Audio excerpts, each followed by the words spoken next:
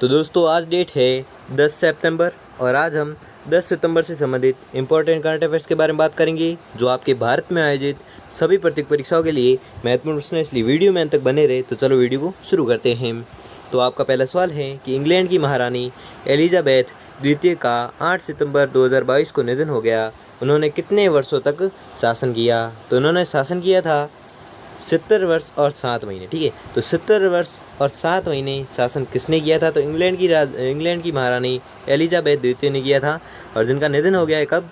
8 सितंबर 2022 को इनका निधन हो गया है और इन्होंने 70 वर्ष और 7 महीने तक शासन किया था। और इनके जो इम्पोर्टेंट बिंदु है वो देख लेते हैं कि ब्रिटेन की सबसे लंबे समय तक शासन करने वाली महारानी एलिजाबेथ द्वितीय का 96 वर्ष की आयु में 8 सितंबर 2022 को निधन हो गया है और उन्होंने 70 साल और 7 महीने तक शासन किया। ठीक है, 70 साल और 7 महीने तक शासन किया और 96 वर्ष की आयु में इनका निधन हो गया है। और निधन हो गया कब?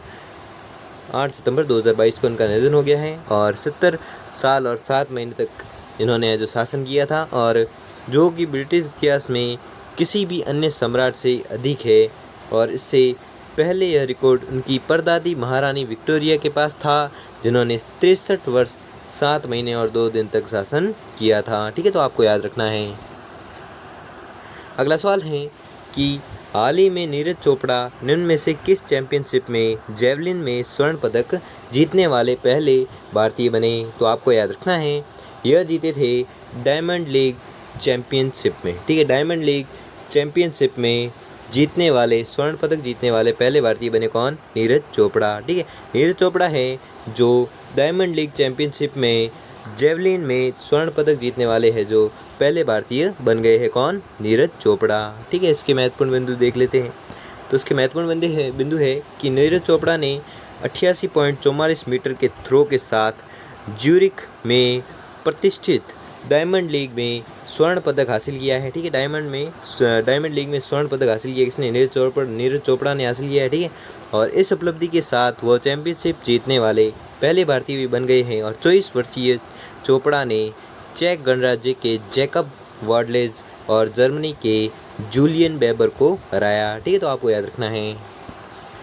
अगला सवाल है कि प्रतिवर्ष विश्व इलेक्ट्रिक व्हीकल्स दिवस कब मनाया जाता है? तो आपको याद रखना है यह मनाया जाता है 9 सितंबर को। ठीक है, तो 9 सितंबर को क्या मनाया जाता है? अगर एग्जाम में पूछे तो आपको याद रखना है 9 सितंबर को मनाया जाता है प्रतिवर्ष विश्व इलेक्ट्रिक व्हीकल दिवस। TEVS है जो मनाया जाता है कब? 9 सितंबर को मनाया जाता है। इम्पोर्टेंट्स जो बिंदु है वो देख लेते हैं कि विश्व भर में इलेक्ट्रिक वाहनों के महत्व को उजागर करने के लिए प्रतिवर्ष 9 सितंबर को विश्व इलेक्ट्रिक व्हीकल्स दिवस है जो मनाया जाता है। और विश्व इलेक्ट्रिक व्हीकल्स दिवस ई मोबिलिटी के उत्सव का दिवस है और उपभोक्ता व्यवसाय और नीति परिणामों के साथ स्थायी परिवर्तन को स्थानांतरित करने का भी दिवस है। अगला सवाल है कि संयुक्त राष्ट्र मानवाधिकार के अगले प्रमुख के रूप में किसे नियुक्त किया गया है? तो आपको याद रखना है यह नियुक्त किया गया है वोल्कर तुर्क को। ठीक है, तो वोल्कर तुर्क को क्या नियुक्त किया गया है? संयुक्त राष्ट्र मानवाधिकार के अगले प्रमुख के रूप में नियुक्त किया गया है। इसे वोल्कर तुर्क को नियुक्त किया गया है। ठीक है, और उसके इम्पोर्टेंट बिंदु है कि संयुक्त राष्ट्र ने 8 सितंबर 2022 को ऑस्ट्रियाई राजनयिक वोल्कर तुर्क को संयुक्त राष्ट्र मानवाधिकार का नया उच्चायुक्त बनाने की मंजूरी दे दी है। तो कब दी थी? तो 8 सितंबर 2022 को मंजूरी दे दी थी किसे? वोल्कर तुर्क को। ठीक है, और संयुक्त राष्ट्र मानवाधिकार का नया उच्चायुक्त बनाने की मंजूरी दे दी थी और वह इस संवेदनशील और उच्च पद पर चिली के राष्ट्रपति मिशेल बोचेलिक की जगह लेंगे। और 57 वर्षीय तुर्क ने अपना अधिकांश समय शरणार्थियों पर विशेष ध्यान देने के साथ संयुक्त राष्ट्र प्रणाली को बेहतर करने में व्यतीत किया है। अगला सवाल है कि यूनाइटेड किंगडम के नए राजा कौन बने हैं? तो आपको याद रखना है नए राजा बने हैं प्रिंस चार्ल्स तृतीय। ठीक है, प्रिंस चार्ल्स तृतीय हैं जो यूनाइटेड किंगडम के नए राज्य या नए राजा बने हैं। ठीक है, राज्य नहीं नए राजा बने हैं। कौन? प्रिंस चार्ल्स तृतीय बने हैं। इम्पोर्टेंस बिंदु है इसके कि प्रिंस चार्ल्स तृतीय हैं जो यूनाइटेड किंगडम के नए सम्राट बने हैं और उन्हें किंग्स चार्ल्स तृतीय के नाम से भी जाना जाता है। ठीक है, उनका अन्य नाम है क्या? किंग चार्ल्स तृतीय के नाम से भी जाना जाता है कि नहीं, प्रिंस चार्ल्स तृतीय को। और वह 8 सितंबर 2022 को अपनी माँ महारानी एलिजाबेथ तृतीय के निधन के बाद इंग्लैंड के नए राजा बने हैं। और किंग चार्ल्स तृतीय का जन्म उनके नाना जॉर्ज चतुर्थ के शासनकाल के दौरान 1948 में बकिंघम पैलेस में हुआ था। ठीक है, अगला सवाल है कि बांग्लादेश के किस शहर में मैत्री सुपर थर्मल पावर प्रोजेक्ट स्थापित किया गया है? तो आपको याद रखना है, यह किया गया है खुलना। ठीक है, खुलना शहर में मैत्री सुपर थर्मल पावर प्रोजेक्ट स्थापित किया गया है। कहाँ पर किया गया है?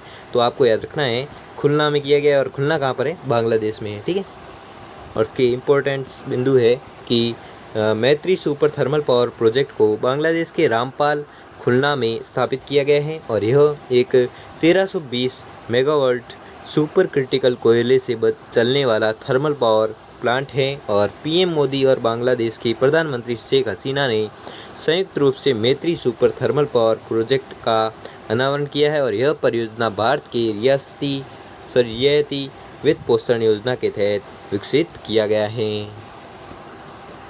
अगला और आज का अंतिम सवाल है कि प्रधानमंत्री नरेंद्र मोदी 12 सितंबर 2022 को विश्व डेयरी शिखर सम्मेलन का उद्घाटन किस शहर में करेंगे? तो यह करेंगे किस शहर में? नोएडा शहर में। ठीक है, तो क्या करेंगे?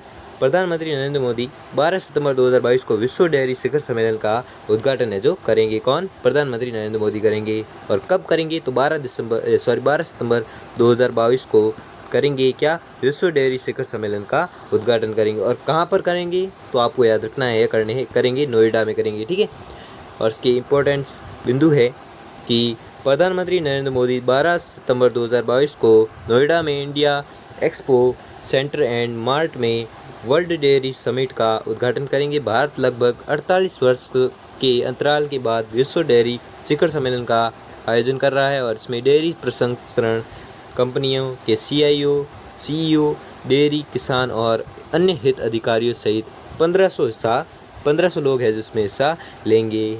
ठीक है, तो दोस्तों आपको वीडियो कैसा लगा हमें कमेंट बॉक्स में कमेंट करके ज़रूर बताइए।